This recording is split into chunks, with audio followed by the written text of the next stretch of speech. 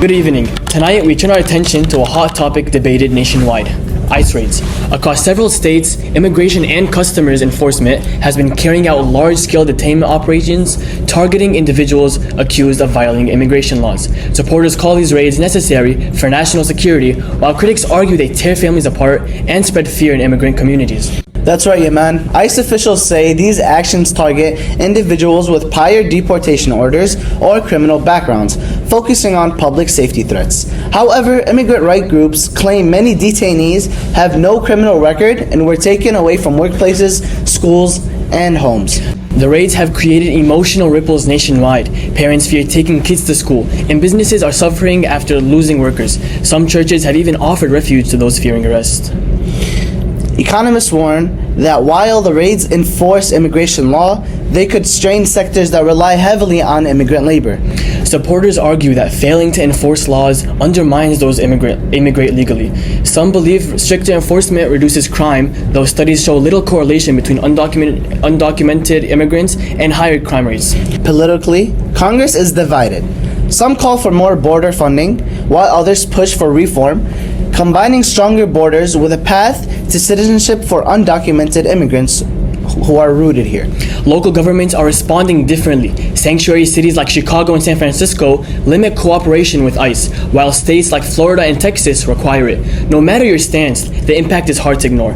Families separated, children left behind, and an ongoing debate over whether long-term security depends on consistent enforcement. The ICE raids have caused a countrywide panic, but let's take a look into what ICE is planning to do here in Shorts Creek. A 79-year-old business owner says he was body slammed and pinned to the ground by federal agents during an immigration raid despite being a U.S. citizen. As of July this year, the Metro Police Authority, or the MPA, in Genesee County signed an agreement with the federal government to help deport people under the Immigration and Customs Enforcement 287G program.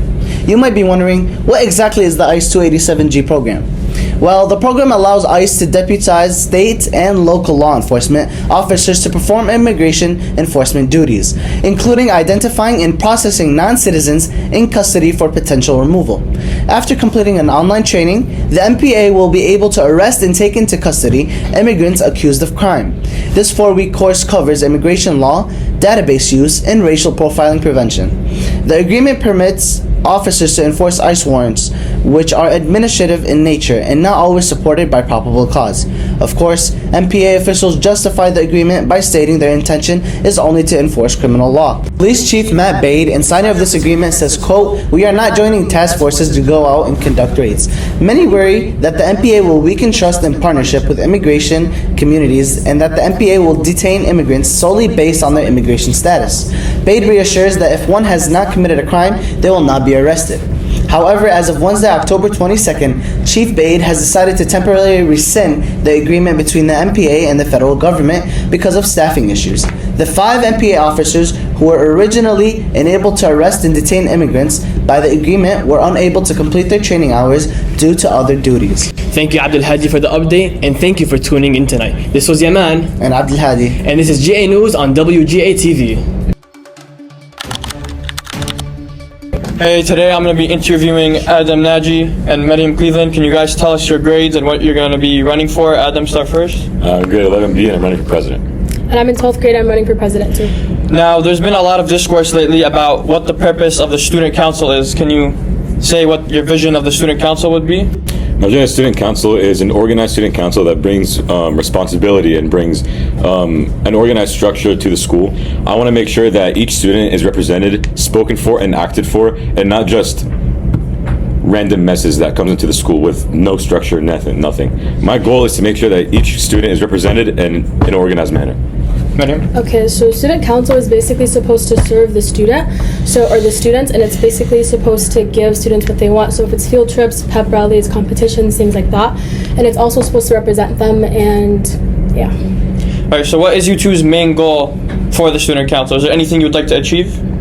I'd like to achieve that, again, like I said, each student feels represented, and I plan on bringing a new club and new traditions to the school so that each student can have fun activities, fun things to look forward to, and also some things looking on their resume. many high school students are going to be needing things on extracurriculars on their college resume. I believe that the club and the traditions that I'm bringing to the school are going to be great for their college resume. So the reason why I'm running is because last year the student council was very inconsistent. People weren't showing up to meetings and people weren't doing their jobs as correctly as they should have been. So I'm running to bring back that consistency and make sure that the student council serves the students and they get to do different things like pep rallies, competitions, and things that I already mentioned. So yeah. Going back to what Maryam said, there were a lot of concerns last year about how even there were some rumors that some reps only showed up 3 times in the entire year.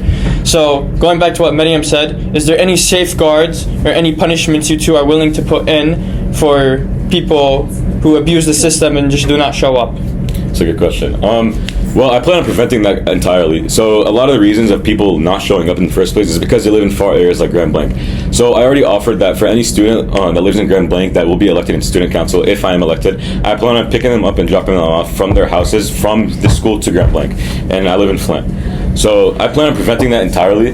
To other students that don't live in Grand Blanc, unfortunately, I won't be able to do this. But instead, there will be no penalty, but we'll just keep stressing it because penalties will eventually end up leading to laziness. So I don't think that you can prevent people from not coming to the meetings, and I think that we should have preventative measures. So like we should have like probation meetings or like say on their transcripts whether or not they actually were participating in the student council. All right, these are our presidential candidates. Thank you, Adam Naji. Thank you, Maryam Cleveland. And this is it for GATV.